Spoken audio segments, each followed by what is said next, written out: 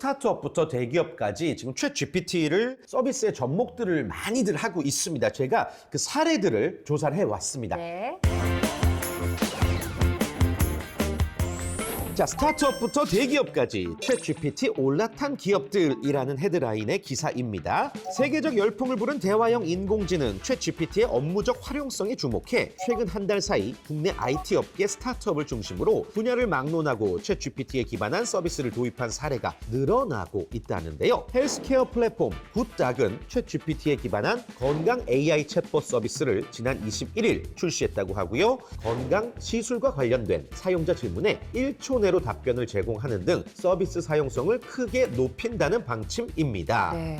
소프트웨어 교육 스타트업 팀 스파르타도 이달 초 코딩을 배우는 수강생들이 오류가 난 자신의 코드를 붙여 넣으면 챗 GPT가 실시간으로 이를 분석해 몇 초 만에 오류 원인을 알려주는 서비스라고 합니다. 대기업들도 챗 GPT를 상용화 서비스에 도입하는 등 업무적 활용 방안을 검토 중이라고 하는데요. 먼저 삼성 SDS 역시 업무 자동화 솔루션에 챗 GPT 기능을 도입해 반복적인 작업의 능률을 대폭 끌어올리는 방안을 검토 중이라고 합니다. 자, 이처럼 챗 GPT를 서비스에 접목하는 것은 이미 글로벌적인 흐름이며 기술이 정교화될수록 접목되는 분야가 더 넓어질 것으로 업계에서는 예상 중입니다. 아, 네. 와. 이렇게 많이 상용화되면 네. 어떻게 세상이 바뀔까 너무 궁금한데요. 그러니까요. 네. 저희 생각보다 더 많은 기업들이 함께하고 있는 것 같아요. 네. 앞으로 더 많은 서비스가 개발이 될 텐데 어떤 이점이 있을까요? 기존 챗봇들과 제일 큰 차이는 이게 상호작용이 좀 된다는 거예요. 네. 원래 우리 뭐 상담용 챗봇 이런 거 눌러보면 버튼 기반인 것도 있고 잘 모르면 갑자기 뭐 상담원한테 연결하고 이런 경우도 있잖아요. 네. 근데 이제 챗 GPT 같은 거는 거의 몇천 단어의 과거 우리 대화를 보면서 요약들을 해줘요. 예를 들면 이런 게 되죠. 뭐 호모디지쿠스 몇 화 요약해줘 그러면 얘가 요약을 해주고 네네. 전편은 이렇게 물어보면 그런 거 맞아, 요약할 맞아. 능력이 있죠. 얘는. 네네. 그러면 그 두 개 합쳐서 요약해줘 하면 이런 게 되거든요. 어허. 그러니까 이것만으로도 되게 응용처는 굉장히 크죠. 제가 책은 뭐 몇십만 단어를 쓰니까 책을 써달라고 하는 건 되게 힘들겠지만 네. 이게 책의 특정 문단을 요약해달라고 하거나 이런 건 충분히 가능하거든요. 그러면 이 챗 GPT 지금 응용법은 알겠는데 네. 어떤 서비스가 어떻게 나올지는 좀 예상이 가능할까요? 대부분의 경우 그 사무 업무에 큰 혁신이 될 것 같고요. 네. 그리고 기존 챗봇들 중에 이제 좀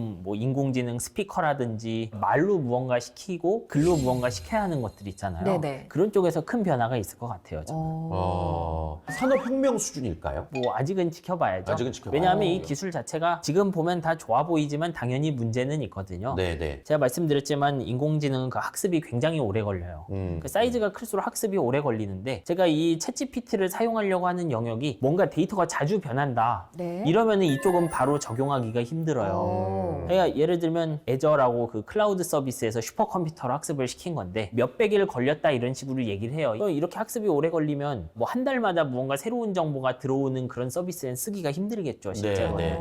정치나 네. 뭐 연예계 뉴스는 뭐 손도 못 대겠네요. 그러게 말이에요. 이제 짧은 뉴스를 주고 요약해달라 이런 건 할 수 있을 텐데 그것이 고정된 지식으로 들어가지는 않죠. 아하. 굉장히 어려울 거예요. 책을 쓰셨잖아요. 예. 책 쓰실 때 가장 중점적으로 말하고자 했던 메시지는 뭐였을까요? 작가님, 책을 한마디로 요약해줘. 그런 식으로 쓰면 챗GPT는 그러면 그 몇 천자밖에 요약을 못해요. 그러니까 이 책을 요약할 수 있는 건 이제 저밖에 없는데. 그래요, 실제로. 그래요. 네.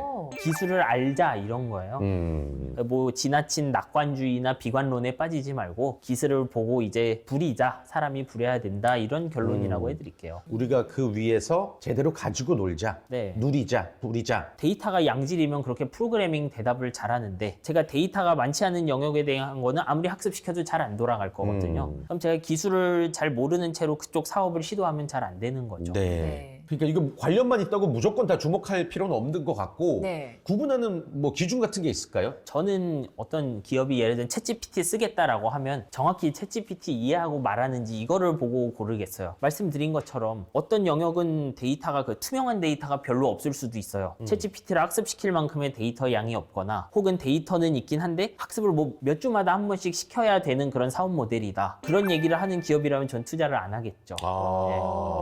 이게 좀 허무맹랑한 이야기를 하는 것인지 챗GPT가 갑자기 터미네이터처럼 스카이넷 만들어서 이제 지구 정복을 할 거다 시간이 지나면 지금 기술이 발전한 방향을 봤을 때 옳진 않거든요.